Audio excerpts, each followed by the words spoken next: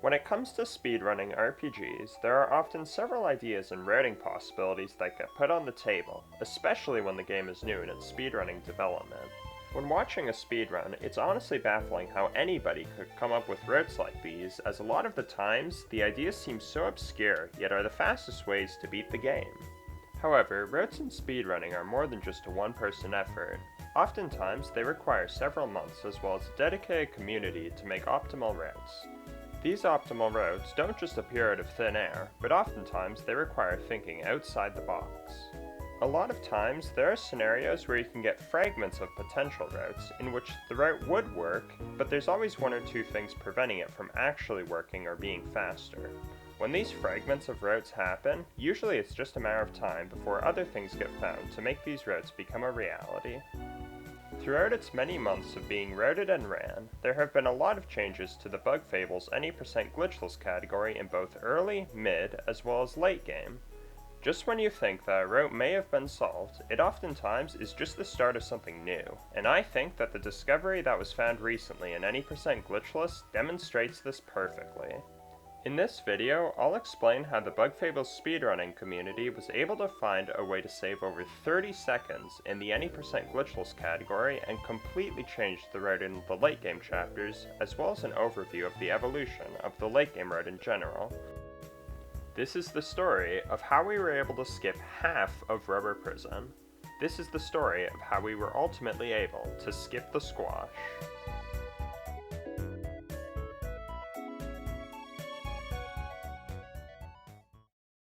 First off, let me explain exactly what I mean by early, mid, and late game. These are basically ways that the majority of the community, myself included, refer to the different sections of the speedrun. The first section consists of chapters 1 and 2, the second section consists of chapters 3 and 4, and finally, the final section consists of chapters 5, 6, and 7. I'm going to mainly be looking at the final section progression for this video, as the start of chapter 5 is where these changes begin to take place. As a starting point, I'll be looking at Danny's former world record of 2:39.19 to see how he completed the final third. At the start of chapter 5, Danny buys 5 spicy berries as well as break, and then makes his way over to Defiant Root. From there, he purchases 4 bags of flour and cooks them with 4 spicy berries to make 4 spicy candies. These will be used later on to help speed up fights. He uses the first candy on Beast, buys a Jade Stew in Wasp Kingdom, and uses the second spicy candy on General Ultimax. In Chapter 6, he uses a third spicy candy on Primal Weevil, then makes his way over to Termite Kingdom. From there, he buys a squash and 6 Mega Rushes, then makes his way over to the hotel. From there, he uses the microwave to cook his last spicy berry and the squash to make a squash tart. He uses 3 of the Mega Rushes for the 3 fights in Colosseum. He completes Rubber Prison as normal and uses the 4th Mega Rush on Ultimax Tank. He uses the 5th Mega Rush on Deadlanders, uses Kabu as his main source of damage, and levels up HP here.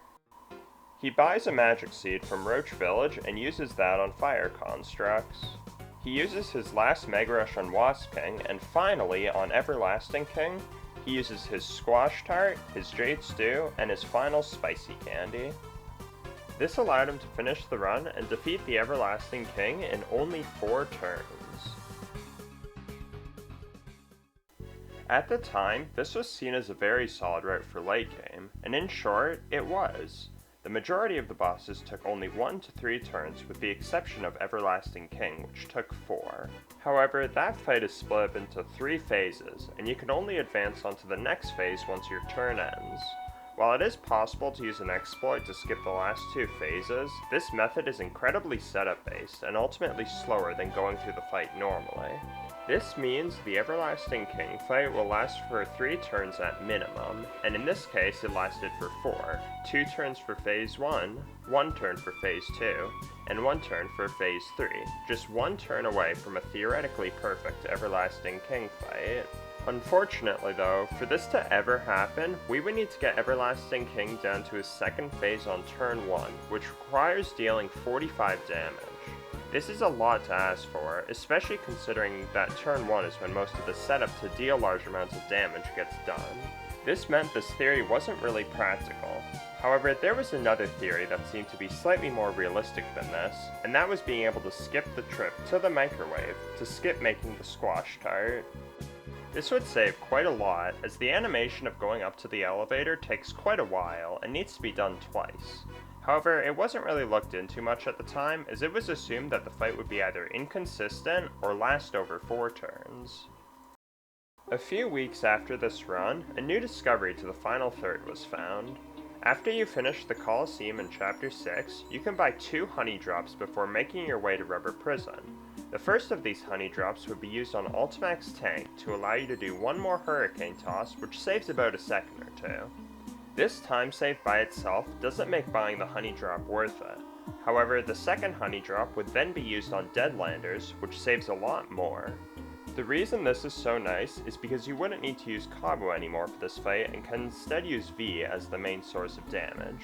The only reason we used Cabo as the main source of damage in the first place was since we didn't deal enough damage with V to make it a 2-turn fight. With this honey drop though, we have enough TP to barely make it a 2-turn fight, which is overall faster, since V's Hurricane Toss is a significantly faster animation than Kabu's Understrike. The honey drop saved a little under 10 seconds total, and while it was a small development, it was overall a nice step forward. However, the next development that would be found a few weeks after this is anything but small, and it's an alternative route to Rubber Prison. The normal route of Rubber Prison is as follows. Use the key to get access to the main area and hit the switch on the right side to get access to that room. In there, you would grab the red book, the key, and make your way to the room above. You would go outside to the right, grab the green book, and then go back to the main room and hit the switch to open up the area to the gym. Enter the gym to grab the key there, and then make your way back to the main room. Hit the switch again and grab the blue book in the cafeteria. Then make your way to the library, grab the yellow book, and finish off Rubber Prison. This is the intended way to complete Rubber Prison. However, there's actually an enemy driller located outside which holds a key, and this key can be used to open the cafeteria in place of using the key in the gym.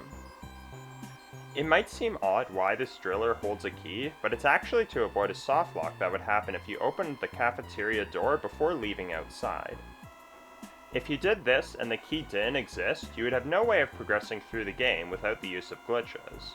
We can still get the key from the driller after going upstairs through the correct path though. The way this route would work is that after grabbing the green book, you can fight the driller to get the key and immediately go to the cafeteria, which means you can skip the gym as well as hitting the switch in the main room twice.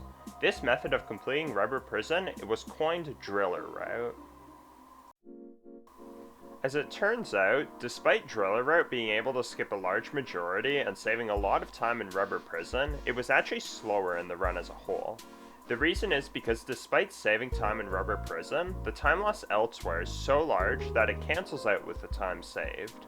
The first issue was inventory space. We needed a 7th Mega Rush to use for the Driller fight, but before buying Mega Rushes, we already have a Spicy Berry, a Squash, a Jade Stew, and a Spicy Candy, meaning that we can only buy 6 Mega Rushes. This means that we would need to get this Mega Rush after we finish Coliseum. We need to actually fight the Driller, which is a fight with both a Wasp Driller and a Bomber. Because of there being 2 enemies, Kabu is the best for the job, since he can use either Understrike or Dash Through in a regular attack, which only costs 5 TP, whereas if you used V, you would need to use more than 5 TP to 1-turn the fight. We want to use 5 TP maximum since you can quickly heal your TP with a Honey Drop after fighting the Driller, rather than needing to use a Venus Bud, which loses more time to a longer animation. Because Kabu is best for the job though, we need to equip our medals on Kabu before fighting the Driller, and then put them back on V after fighting the Driller for Ultimax tank. And finally, last but not least, the Driller gives 30 EXP, which is enough to make it so you level up on Everlasting King 100% of the time. All in all, these barriers made it so Driller Route was only ever so slightly slower than doing the gym for the most part. The only time Driller Route actually saved time over the gym route was if you got a Weevil spawn on Primal Weevil, since if that happens, you level up on Everlasting King anyways, which was enough to make Driller Route faster. This wasn't really a pretty solution though, only being able to do Driller Route if you got a Weevil spawn, but it's what runners did for some time. However, this actually made the theory of being able to skip the microwave save even more than it would have already saved.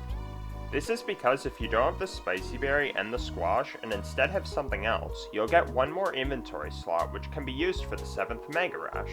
If this happened, it would save enough time to make it so Driller is faster regardless of whether or not you got a Weevil spawn on Primal Weevil, and it wouldn't be long before someone found just that.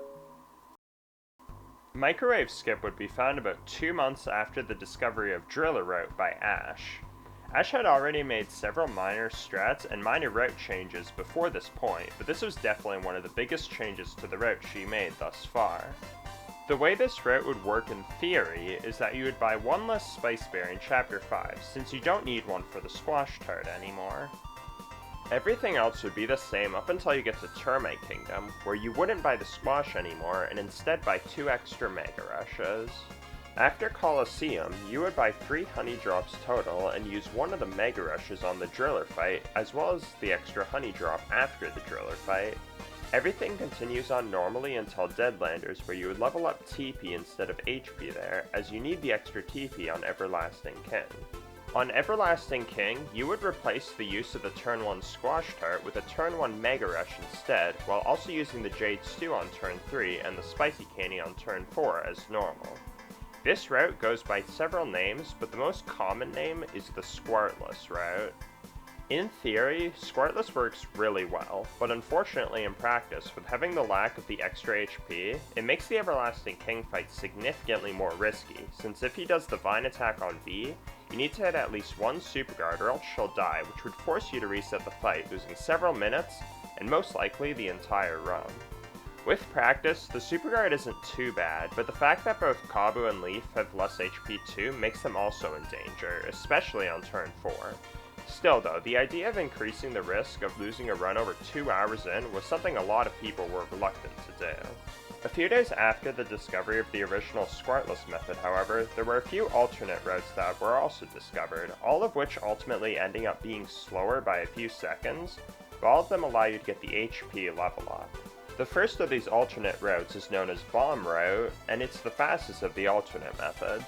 This route has you buying 2 Honey Drops after Colosseum instead of 3, since you need the inventory space, and buy a Burly Bomb on your way to River Prison from the Bomb Shop. You would level up HP on Deadlanders instead of TP, and on Everlasting King you would replace using Break once, and you would instead use the Burly Bomb instead. The reason this works is because you don't lose the 2 TP you normally would from using Break when you use the bomb. This is the fastest alternative. However, if you are short on berries to where you are unable to buy a bomb, there are still alternatives. The first of these is Crawler Route, where you do everything as normal up until Oven, where you fight a Crawler, which gives you enough experience to level up there instead of on Everlasting King. This is useful since it means you can level up both TP and HP on Deadlanders and Crawlers. Finally, there is the Lake Fight route, which is where you fight a Water Strider to level up in place of fighting the Crawler. The benefit of doing this over the Crawler is that you get the 3 extra TP from the level up much earlier than you normally would, since you level up on the Driller fight, which makes Ultimax Tank and Deadlanders a little bit faster, since you don't need the Honey Drops because you have enough TP to begin with. Unfortunately, you can't do Lake Route unless you get either one Obama Honey spawn on a Honey Nation, or Weevil spawn on Primal Weevil, since otherwise you'll be short 1 EXP and won't actually level up. If you did get this though, it's a better alternative to Crawler Route despite not being as fast as the Bomb Route. All 3 of these routes are good options, as they are all faster than not doing squartless at all by a fair amount. It seemed like the late game route had been solved, as the microwave was no more and Driller Route was done in Rubber Prison. As it turns out though, squartless was just the beginning to something much, much bigger. Ambi, another router and runner, was able to build upon Ash's squartless discovery and truly proved how strong the Mega Rush item was by defeating the Everlasting King in 3 turns. If you use the combination of a Burly Bomb, a Mega Rush, and 2 Hurricane Tosses from V, you are able to barely do enough damage to get to Everlasting King's 2nd phase on turn 1. While this seems like it would be an obvious solution, the reason it took so long to find was because of how absurd the next 2 turns are. On turn 2, you need to do 2 more hurricanes to bring Everlasting King down to his final phase, but Leaf must use a Glazed Honey instead of a Jade Stew to heal TP. This is because Glazed Honey heals 8 TP and Jade Stew heals for 7 TP and 7 HP, and that 1 extra TP makes all the difference. The issue with this though is that you don't heal any HP, which you would normally do with the Jade Stew, which makes V rather vulnerable. But even worse, the final phase is when Everlasting King does the most damage since he summons 2 keys. Normally you would use Bubble Shield Light on V when beginning phase 3, which would make her immune to taking damage that turn. But 3 turn is routed incredibly tight where we can't afford to do that. If V somehow is able to survive phase 3, you would double Hurricane with V and attack to do barely enough damage to defeat Everlasting King a turn early. Not only does this allow you to save about 20 seconds on Everlasting King, this route allowed you to only make 3 spicy candies instead of 4, as well as skipping the Jade Stew. As for the fight itself, you never use Break, meaning that you can equip HP Plus on V for additional safety on Everlasting King, which reduces the risk by quite a bit. In Roach Village, you can buy Magic Seeds and Glazed Honeys in case V does die. Usually with a good backup, you get a 5 or 6 turn at the worst, which only loses about half a minute over the 3 turn, which isn't bad at all for a backup strat. And this is where the current late game route progression stands. So is this it? Has the perfect late game route been solved? The answer is, we truly don't know. It's hard to know where we could even improve at this point since we already have a 3-turn Everlasting King fight, which is as good as it can get, and chapters 5 and 6 seem pretty good as well. In a way though, that's the beauty of speedrunning. This idea that we don't know what the most optimal route is, all we can do is keep looking to see if there is something else out there, just waiting to be found. It could take a day, it could take a month, it could take even over a year. But what I do know is that with a dedicated and passionate community, we will find it, and I am hopeful for the future of Bug Fable's speedrunning. Thank you so much for watching. If you want to watch me do Bug Fable speedruns live, be sure to follow me on Twitch. Link to it will be below in the description. If you'd like to learn to run Bug Fables yourself, or just have a place to hang out with the community, be sure to join the Bug Fable speedrunning Discord, which will also be linked in the description. If you enjoyed, be sure to like and subscribe, and tell me in the comments if you enjoyed this type of video and want to see more. This was the first time I've made something like this, and despite it taking a while, it was definitely a fun project to pursue, and the feedback is very much appreciated. That being said, thanks again for watching, and take care.